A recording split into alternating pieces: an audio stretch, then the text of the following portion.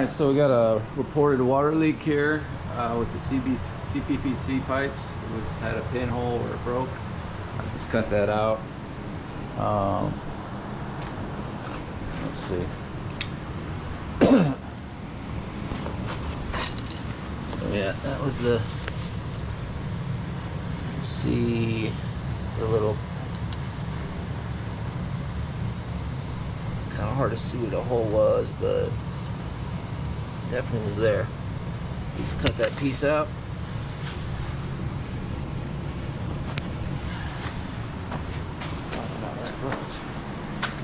Alright, got the first part in. Now we're going to just measure and trim that and then get that connected back, and then we should be able to run the water and everything should be fine. We get the tanks back on. Alright, so the repair is done. Do a piece of PVC. Got the pilot lit. Just waiting for that controller. There we go. Light it. There it is. Boom.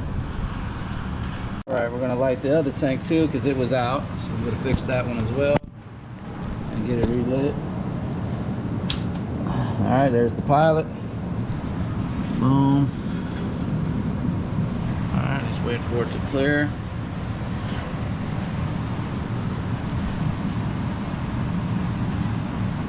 Wait for the controller.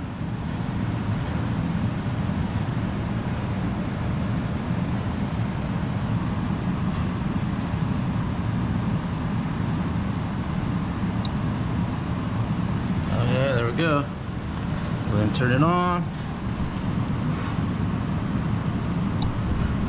There it is. Alright, we got fire. Alright, now let's just check my work, see to make sure there's no leaks or anything. Okay.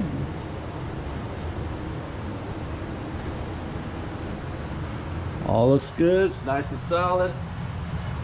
No leaks, so we are good to go. And let's see here.